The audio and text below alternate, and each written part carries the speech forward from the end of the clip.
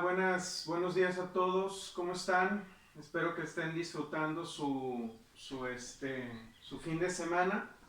Como les comenté, estoy haciendo este video a manera primero de repaso y, y después para retroalimentar un poquito de lo que hicimos el viernes, de lo que hicimos la última clase. Entonces, bueno, para no hacer más grande este video, vamos empezando. Primera manera de repaso, ¿de qué estamos hablando o de qué hemos estado hablando en estas últimas clases? Entonces, entendimos o estudiamos qué es una persona moral. Dijimos que una persona moral o una persona jurídica es básicamente un grupo de personas que se reúne o que se asocia para hacer un fin específico. Quedamos que hay muchas clases de personas morales, lo leímos en el Código Civil del Estado de Jalisco y en el Código, ¿cómo se llama? Y en el Código Civil Federal. Pero tomamos dos clasificaciones de ahí que son realmente las que nos interesan.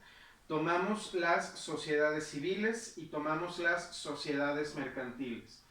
En la clase anterior, penúltima, no la última, sino en la clase penúltima, estuvimos estudiando en qué consisten o cuáles son ciertos tipos de sociedades civiles.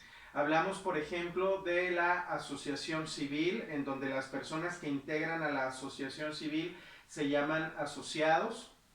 Quedamos que el ITESO era un buen ejemplo de asociación civil por ciertas características que ustedes ya lo deben de saber y lo anotaron, espero.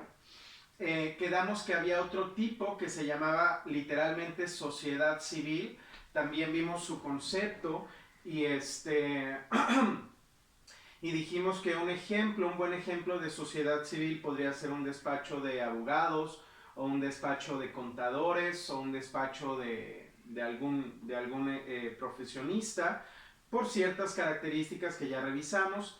Y el tercer tipo de sociedad civil que vimos fue fundación.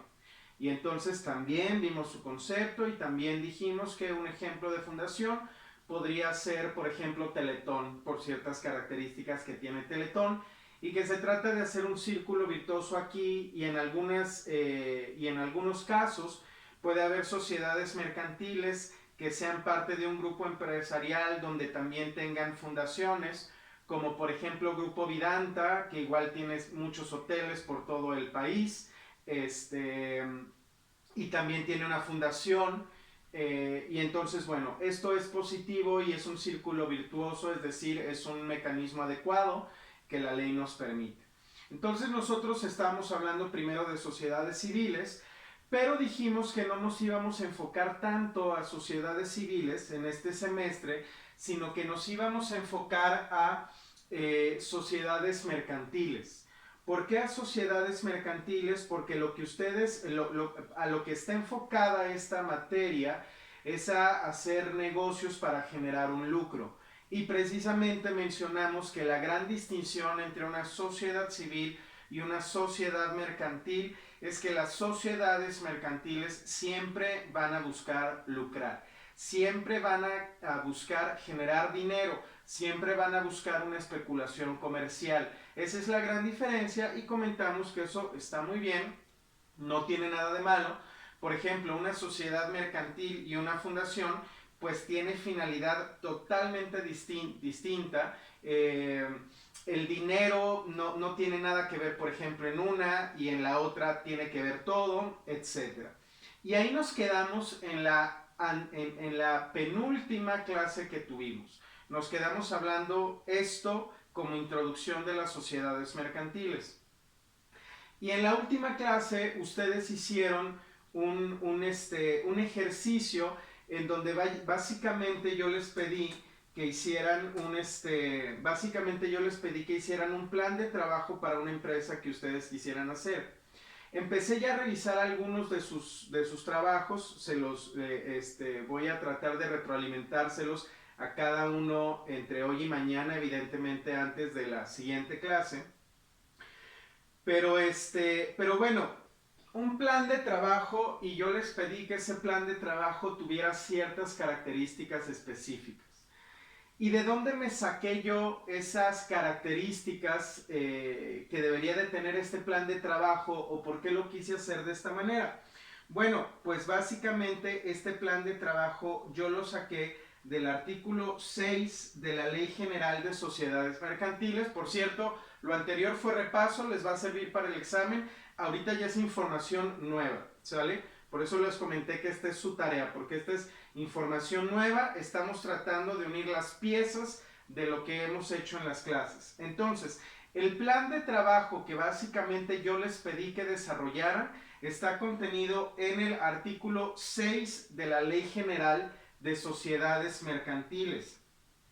El artículo 6 de la Ley General de Sociedades Mercantiles dice: la escritura, por cierto, escritura, ya hemos hablado también de escrituras. Por cierto, la constitución, la creación de una empresa tiene que estar forzosamente en una escritura pública hecha por un notario o en una póliza hecha por un corredor público. No voy a hacer ahorita la distinción. Bueno, los corredores públicos hacen actos de comercio y los notarios públicos pueden hacer actos de comercio y actos también civiles, pero ahorita no les voy a preguntar eso en el examen. Pero bueno, la escritura o póliza constitutiva de una sociedad, y estamos hablando evidentemente de sociedades mercantiles, debe de contener y ¡pum!, todas las cosas que básicamente yo les pedí en el ejercicio que hicimos. Entonces, ¿qué hicieron la clase anterior ustedes? La clase anterior ustedes constituyeron su sociedad mercantil para un fin específico, para una finalidad específica. Ahora, lo que vamos a hacer la clase anterior, ¿qué va a ser? Pues qué tipo de sociedad mercantil, porque la clase que entra vamos a ver que hay básicamente 7 tipos de sociedades mercantiles. El artículo 1 de la misma Ley General de Sociedades Mercantiles nos dice todos los tipos de sociedades mercantiles que hay, que ustedes léanlo por favor, aunque básicamente pues solamente se utiliza uno, o hay un tipo de sociedad que es la más utilizada y que no es nuevo para ustedes. Ay Dios, aquí hay un mosquito, que no es nuevo para ustedes. ¿Cuál es esta? La sociedad anónima. Seguramente ustedes por ahí por la calle o cuando compraron un producto vieron por ahí que decía SA, no decía sociedad anónima, pero sí decía SA. Esa es la abreviación de la sociedad anónima. Y por cierto, tal vez escucharon que decía SA de CB, ¿sale? Sociedad anónima de CB. ¿Qué significa CB? De capital variable, porque en esta sociedad hay una posibilidad de que tú puedas tener capital variable, que ahorita lo voy a mencionar rápidamente en el video y también en la clase, en la siguiente clase, para que quede clarísimo. Y esto sigue siendo información para el examen que vamos a tener el próximo viernes. Entonces, el artículo 1 de la Ley General de Sociedades Mercantiles señala lo siguiente: esta ley reconoce las siguientes especies de sociedades mercantiles: sociedad en nombre colectivo, sociedad en comandita simple, sociedad de responsabilidad limitada, sociedad anónima, sociedad en comandita por acciones, sociedad cooperativa y sociedad por acciones simplificada. ¿Sale? Ustedes, estoy seguro que nunca en la vida han escuchado hablar de sociedad en nombre colectivo. Yo creo que es la primera vez que lo escuchan en su vida. Sociedad en comandita simple, es la primera vez que lo escuchan en su vida. Sociedad en comandita por acciones, igual. Muy probablemente las que ustedes han escuchado en alguna ocasión es sociedad anónima, que la abreviación es SA, sociedad de responsabilidad limitada, que la abreviación es SDRL, y probablemente la sociedad por acciones simplificada. La gran pregunta es ¿por qué? ¿Por qué estas tres que yo acabo de mencionar son las más populares, las sociedades mercantiles más populares, o en otras palabras, las sociedades mercantiles más utilizadas? ¿Y cuál deberíamos de utilizar nosotros? Porque en el ejercicio anterior que ustedes hicieron, realizaron su plan de trabajo, pero no decidieron qué tipo de sociedad mercantil van a ser ustedes. Oye, yo voy a hacer una sociedad en nombre colectivo, una sociedad en comandita simple, voy a hacer una sociedad anónima o voy a hacer una sociedad de responsabilidad limitada o por acciones simplificada. De eso vamos a hablar la clase que entra. Y ahorita, para no hacer más largo el video, solamente quiero mencionar rápido las características y retroalimentar un poco sobre las características que ustedes señalaron en su ¿cómo se llama? En su trabajo. Entonces, por ejemplo, hay algunas cosas que son como básico, ¿no? La escritura o póliza constitutiva de una sociedad debe de contener nombre, nacionalidad y domicilio de las personas físicas o morales que constituyan la sociedad. Eso fue lo primero que yo les dije. Pon tu nombre y domicilio. No tenían que poner su domicilio de verdad porque no queremos dar información que no sea necesaria. Está bien fácil. El objeto de la sociedad. ¿Qué es lo que tu sociedad va a realizar? ¿Qué es lo que tu empresa va a realizar? Y aquí hay una primera nota bien importante. Si tú pusiste, por ejemplo, comprar y vender ropa, porque tu empresa se dedica a la comercialización de camisas y de pantalones, y solamente tú pusiste comprar y vender ropa, eso se entiende que solamente va a ser aquí en México. No podrías exportar o no podrías importar cosas porque no lo pusiste en tu objeto social. El objeto social debe de ser muy específico porque tu empresa solamente va a poder hacer esas cosas. Un ejemplo más exagerado, si tú en tu objeto social pusiste comprar y vender ropa y luego te das cuenta, como a algunas empresas les ha sucedido, en casos de éxito muy grandes, te das cuenta de que no, la ropa no tiene nada que ver y resulta que tu negocio es el tequila. Tu empresa no puede comprar y vender tequila porque en tu objeto social tú pusiste comprar y vender ropa. Entonces tú debes de ser muy cauteloso y precavido de qué es lo que a qué se va a dedicar tu empresa, porque lo que pongas es a lo que se va a dedicar, ninguna otra cosa. Luego, por ejemplo, dice su razón social o denominación. Hay una distinción entre razón social y denominación que ahorita no voy a mencionar. Es simplemente el nombre de su empresa. Si su empresa se llama Patito, como habíamos utilizado en algún momento de ejemplo, y ustedes deciden que van a ser una sociedad anónima de capital variable, entonces el nombre completo de su empresa es Patito S.A.D.C.B. Patito, sociedad anónima de capital variable.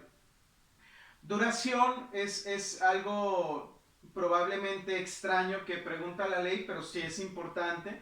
Entonces, misma que podrá ser indefinida por algún motivo. Hace algunos años la duración de las empresas era de 99 años, todos le ponían ahí 99 años, quién sabe por qué. El importe del capital social, eso es bien importante, eso sí es bien importante, porque el capital social es lo que vale tu empresa cuando inicia. Ojo, porque después va a cambiar el valor de tu empresa, tanto por los activos y los pasivos que se generen en tu empresa, tanto por la posibilidad de que tú puedas o que tú decidas entrar al mercado de valores convirtiéndote en una empresa pública. No significa que seas parte del gobierno, sino otro mecanismo que platicaremos en el semestre. Pero bueno, el importe del capital social es lo que vale tu empresa cuando iniciaste. ¿Qué significa esto?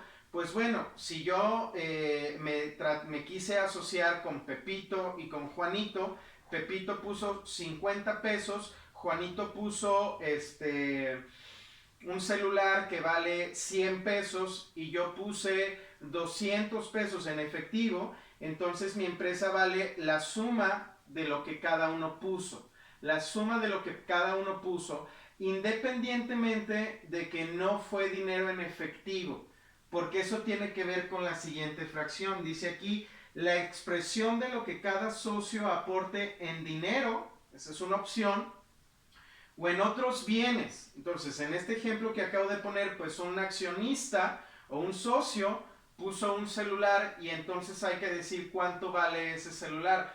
Por cierto, hay que verificar cómo llegamos a la conclusión de que ese celular valía X cantidad de dinero, porque si no podríamos estar en una situación inclusive de lavado de dinero. Resulta que yo aporto un celular que cuesta 2 millones de pesos y luego aparecen 2 millones de pesos en efectivo en la empresa. Eso se llama lavar dinero, eso no lo hacemos.